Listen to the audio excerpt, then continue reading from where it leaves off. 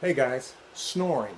It's not just something to be laughed about. It's a serious problem, especially if someone stops breathing when they're snoring. This is called obstructive sleep apnea, and it can lead to heart attack, stroke, an enlarged heart, high blood pressure. It's a serious thing. We as dentists make appliances that often can lessen or stop snoring. Along with just sleeping on your side, losing weight, and stop smoking, these things can help too. But if you know someone who snores or you snore, talk to your dentist because he may be able to help. Y'all sleep well.